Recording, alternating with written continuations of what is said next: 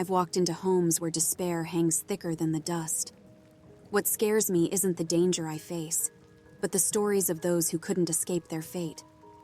I get shot at. A lot. But it isn't what scares me about this job. When I arrive at a home and see someone burst out of the front door clutching a rifle, I know what to expect. They have something to lose. They're scared and they don't know what to do. So I tell them.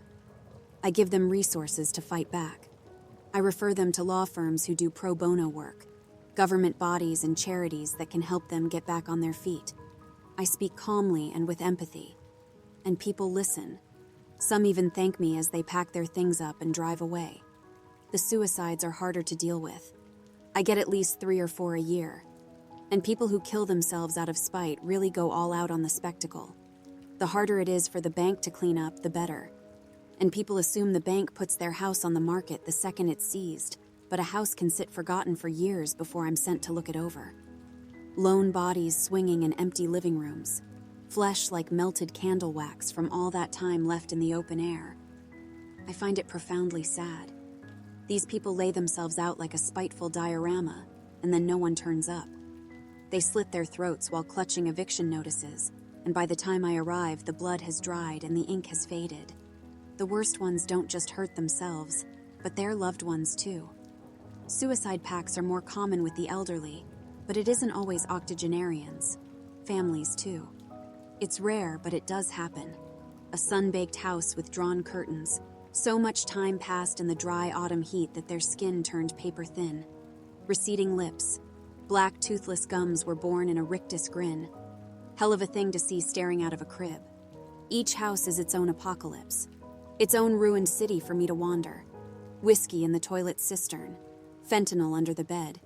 Bills past due. And it doesn't just end with the people we kick out. These places are empty so long you'll often get squatters. Usually harmless. Not always. Some have the potential to be thoroughly lethal. Stringy men and women with flinty eyes and missing teeth who come bursting out of moldy old blankets and indoor tents, slashing box cutters wildly at the air. You could play tic-tac-toe on my forearms from all the defensive wounds. Even when they've moved on, the things they leave behind aren't exactly safe.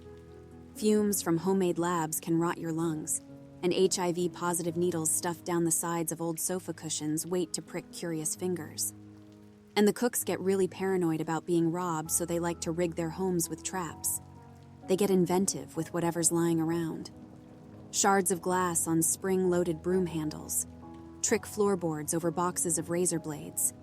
Shit-smeared knives hidden beneath false windowsills.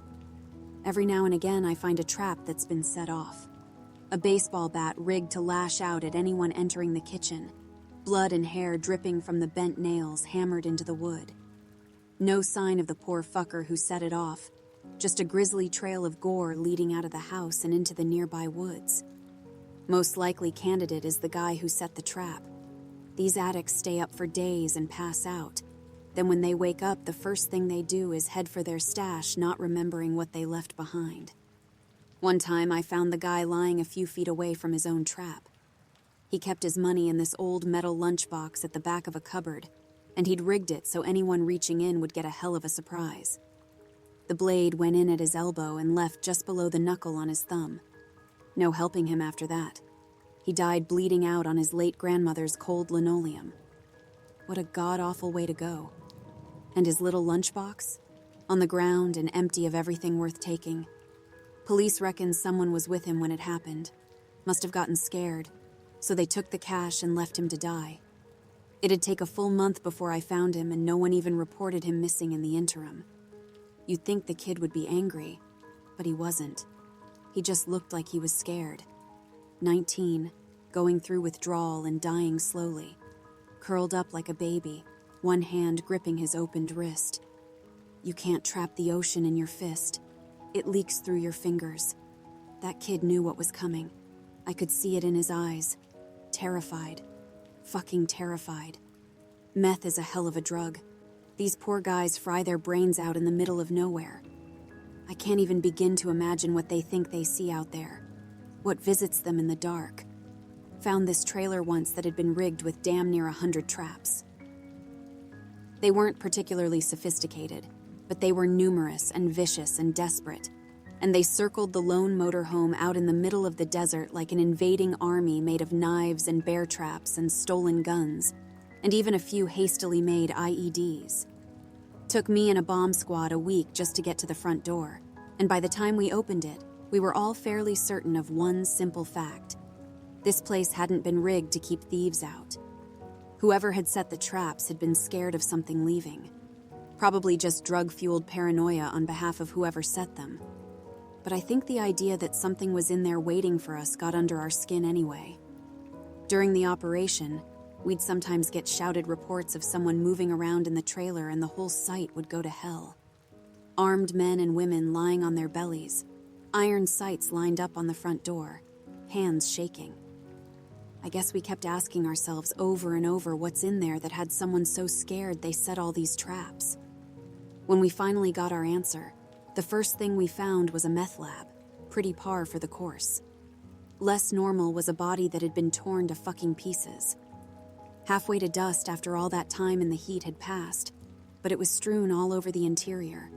Walls, floors, ceiling. Couldn't argue it was a natural death or a product of scavengers. Not unless coyotes can work a lock and key. What was left of his head and torso looked like he'd gone through hell. I'm hardly a forensic expert, but it looked to me like he died slowly and painfully. Missing fingers, teeth, one eye plucked out. Torture is what it made me think of. Even stranger than all that, though, was what we found sat on the kitchen counter next to all those broken beakers and stained chemistry equipment. A doll. Not like a kid's doll. Porcelain, like a collector's item that had seen better days. Scared the shit out of me, given the circumstances and all. Couldn't shake the feeling whoever had made all those traps had done so with that thing in mind. Which begged the question, who was the poor guy stuck inside the trailer? And what had happened to him? Cops wrote it off. Meth is a hell of a drug, so they say. We all knew that. Only I wasn't so sure. I've seen a lot of weird shit.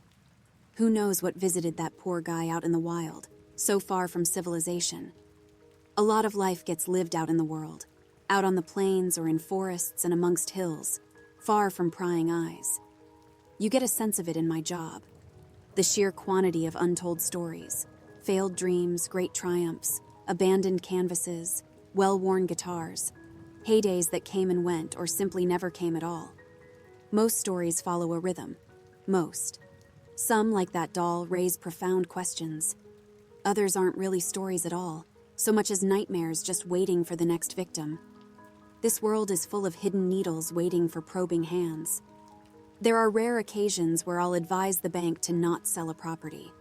They become part of a kind of no-go zone the government has set up around the country. I only see bits of this machinery at work.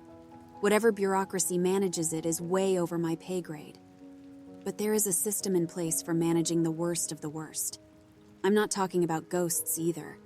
None of the examples I've given so far would be candidates. Sounds fucked up, I know. Scrub the blood, scrape the brains, pick the shotgun pellets out of the plaster. If the next family who moves in have to contend with the ghosts of a few clumsy meth heads or disgruntled former owners, well, so be it.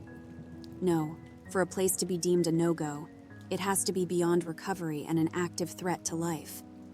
I'm talking about factories with bottomless holes that pump out enough radiation the government has to build a nuclear dump site just to make a convincing cover. Although that is a bit of an extreme example. Most of the time, we just blame it on radon or meth fumes and condemn it. Had this one place, a farmhouse where a family of 5 had lived for nearly 60 years. By the time I got there, the kids were adults, and the parents had been dead for a while. The children had resisted selling the family home, tried to keep up with the payments, but they had their own debts, and in the end, the bank got its pound of flesh. At a glance, the house didn't look too bad. Bit run down, sure, but my standards are low. Cracked and low. Windows were intact, no graffiti. The roof hadn't been stripped. The satellite dish was still up. From where I sat in my car, gulping down a lukewarm bottle of water that had spent the drive tumbling around the passenger footwell, the house was relatively untouched by anything except nature and time. Something about that gave me pause. Shame I didn't listen to the gut feeling telling me it was all sorts of weird that an isolated house had gone unmolested for so long. I grabbed the keys the sheriff had given me and went inside hoping for an easy gig. 3 hours later, I was crawling out a kitchen window I'd smashed, the shirt and skin on my back cut to ribbons. I stumbled to my car, chest nearly bursting from the pounding of my heart, and my eyes fixed on the empty window frame I'd just escaped. A lone figure, barely visible with the bright sun in my eyes, but still too substantial to be a mere ghost. My wounds were a testament to that. Once the doctor had finished patching me up, I sat in the waiting room and tried calling the former owners, the siblings, one after the other. I wanted to know what had attacked me, if anyone knew what I was walking into. There'd be hell to pay if so. The oldest son was the first to answer. I didn't go all in straight away. I asked probing questions, took my time before I mentioned the basement. The guy laughed when I brought it up, told me he hated going down there as a kid because he'd hear the weirdest noises, like someone moaning. They all thought a ghost lived down there in the dark, and to keep them from hurting themselves or playing around with stuff they shouldn't, their father had embellished this ghost, given it a name. Marion, he called her. Marion lived in the basement, hiding amongst the crates of old photos and clothes. She lurked behind the half-disassembled lawnmower, scuttling always to the dark places at the very edge of your eyesight. Marion had long fingernails and a haggard flower sack dress. She had black lips, a pointed nose, and a wart the size of your thumb. Marion ate children, their dad had told them with glee. And if Marion knew there were 3 bite-sized kids living just above her, she'd come out of the basement and come crawling up the stairs with arms as long as her body, and she'd slink her way into their bedrooms using the shadows as cover. And she'd start by taking tiny little bites out of any bare feet that lay dangling in the cold. "What about that freezer? Did you ever use it?" I asked. "Oh God, no," he said. "Even now that basement gives me the creeps, and that freezer was where Marion lived, or so we figured as kids, so we stayed the hell away from it. It was just always there in the back, looking old and forgotten. I think Dad used to go hunting when we were little, and that's where he'd keep the meat. But he phased all that out before I'd turned 5. He seemed sincere, so I didn't tell him what I'd found in the house at the end of my inspection. He didn't know that behind that freezer was a false wall, and behind that wall, basement number 2. Homemade. God knows how the father managed it with no one noticing, but he dug it out and made a private, soundproofed space. Hollowed out a room about the size of your typical jail cell. The furniture was threadbare, deliberately so. A single mattress propped up against one wall, an iron shackle bolted into the foundation, a dentist's chair modified with restraints, and a stain. A vague Rorschach blob of ancient browns and almost greens that pooled outwards from a patch in the corner. It had texture. I knew that stain. I'd seen it before. Residue left behind after the professionals have finished peeling a desiccated corpse off a hard surface. At first, I assumed someone had moved the source of that stain. There were even footprints. But they didn't look right. Something about them made me queasy. They had not been left in the residue. They were made of it. Something or someone covered in that stuff had been stomping around down there. Until that moment, the inspection had been mundane and boring. But it isn't every day you stumble across a hidden dungeon. Now I was suddenly presented with a hell of a family secret, and one that didn't quite make sense. I stood there for a good minute trying to make the pieces of that puzzle fit. Had someone moved a corpse and gotten covered in rotten flesh, then walked around leaving a trail? Why the fuck had they done it barefoot? And why not clean it up afterwards? And how had they been so clumsy, yet so clean as well? There were no drag marks. I took another look at those prints and something inside my gut soured. Small feet. A woman's. We all know this story. Don't make me go over it. Basement out in the middle of nowhere. Restraints. A family man that no one suspects. He'd hunted all right. Sick fuck. So who had died in that basement? And who had left those prints? Not all of them were on the floor either. With an increasingly shaky hand, I tracked a few to the wall where they mounted the vertical surface and continued upwards and onto the ceiling. Just like that, a cold sweat gathered on the back of my neck, and a powerful sense of the uncanny ran over me like ice water. Somewhere overhead, the wind blew and the boughs of trees groaned in the yard. Sounds of another world. I could see it in my mind, up there, not far away. My car sitting in the shade. Those images felt like they belonged to another world. I desperately wanted to rejoin it, to leave this squalid little hole behind. All I had to do was walk out of that basement and make for my car. Only I wasn't so sure I wanted to move at all. Felt like I might break something brittle. The notion that the creeping dread I felt was all in my head. A product of an overactive imagination, nothing more. And yet I got this feeling that if I tried to run, the nightmare would spill out into the real world and give chase. I even tried telling myself I didn't know what happened in that room. Not for sure. It could have been a game, one played between him and the wife. But then I looked at the chair again, at the cracked and frayed leather of ancient straps. There were teeth marks on some of them. I took a deep breath and regained control of my legs. Unless I saw something alive down there, I had to assume I really was alone down there, so I turned and began to walk. Eyes forward. My mind steeled against the myriad of little groans and creaks that felt as if they followed me, going from shadow to shadow. I couldn't stop myself from filling in the blanks of that basement's history, even as I told myself to stop. Maybe she died first. Maybe he did. Maybe he got bored and left her to starve.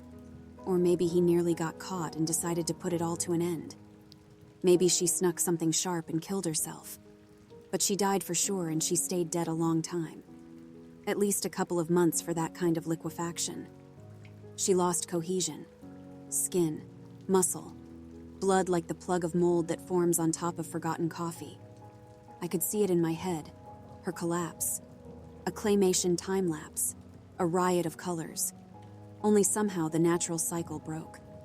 She didn't go away completely, and no one came to take her away. Those were her prints on the floor and walls and ceiling, weren't they? She laid down. She died. And then, somehow, she got back up. By the time I reached the top of the basement steps, I'd scared myself so bad that sweat was pouring off me. So far, the only things I'd seen on my way were just old boxes and crates and ancient bits of crap. Weed whackers and leaf blowers with cobwebs and defunct logos fading away. But that didn't mean I was alone. There was something wrong with that place. I could feel it. A radiant heat. A palpable aura of hatred, even in the absence of anything seemingly real. It was so bad that as I opened the door, I actually felt a moment of childlike relief. A little like how you might feel racing back to bed after going to the toilet in the middle of the night, convinced some ghost was just inches behind you. I laughed, and something cold and hard wrapped around my ankle. A hand had reached up between the slats of the stairs, like it was reaching straight out of the world of make-believe and into this one where things are real. I stared down, heartbeat like thunder in my ears, and slowly began to process what I was seeing in bits and pieces. First was the hand, gnarled, black, like a badly sketched shadow visible only because it caught the light coming through the open door. And then beneath it, in the shadow, a face like a skull wrapped in a garbage bag, the plastic pulled tight so you could see the suffocating outline of empty eyes and a gaping mouth. I'd expected something wetter, something straight out of a bad horror movie. In reality, whatever was in that basement had undergone a strange transformation. I only ever saw it in parts, so I can't say for sure what all of it was like. But it sure as shit didn't look like a ghost or a corpse or anything else I'd ever seen or thought I'd seen in life or movies. Looked like a monster, the real deal, and I reacted like a child seeing the boogeyman. I made some weird, half-muffled groan of fear and ripped my leg away so quickly that I surprised myself and got free. But whatever was hiding under those stairs was quick. Before I had time to take another step, it had left its hiding place, climbed the stairs, and was already driving me to the ground. The last thing I saw before my chin smashed into the kitchen floor was that Marion really did wear a flower sack dress. At the time, this strange detail passed over me without notice. But in hindsight, the fact that the son would later recount that particular item of clothing convinced me his father had been the man responsible for that hidden basement. It wasn't like it had been waiting undiscovered when the family moved in. And on top of that, the father must have been a real piece of shit to inject that sort of sickening detail into a story he told his kids. He'd likely done it so if his prisoner ever escaped and his kids saw her, their first instinct would be to scream for their lives and run. I didn't know any of this at the time, of course. I had only vague notions of what had attacked me. Something hateful, for sure. Something that had died in that awful room and come back to life. God, she was so fucking angry. She pinned me, knelt on my back, and howled like a banshee that had been hit by a car. I pissed myself at the sound, at the feeling of helplessness, at the realization this was a nightmare I couldn't wake up from. She went to work on my back with fingers I couldn't see, but could feel as white-hot tattoo needle pain. It lasted only a few seconds. The agony was enough to send me into spasms that knocked her off and onto the floor. That tiny moment of freedom was all I needed. I crawled to my feet and jumped headfirst out of the nearest window.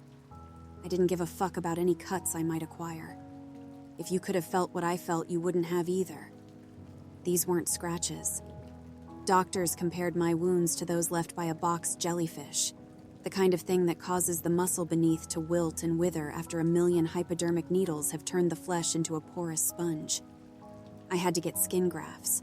I had to get rid of my car because they couldn't scrub what I'd left of my skin from the leather seats. Even now, my back looks like I got run over by a mower. Still hurts when I put my top on each morning. Somehow, they're not even the worst of my wounds. Just the biggest. The most visible. At least those scars made it easy to convince the bank not to sell. Normally, it takes a lot of effort, but they took one look at the doctor's reports and agreed to condemn it thoroughly. Pass the land onto whatever strange governmental department handles this kind of thing. That particular house has been left to crumble. No piece of paper or deed or mortgage payment is taking it back from Marion. We can only shut it off. The land is fenced, and every window has been slapped with so many toxic gas signs that I can only hope no one else is stupid enough to ever go back inside. Looking back, I really should have listened to my instincts. Squatters don't leave a place alone without good reason.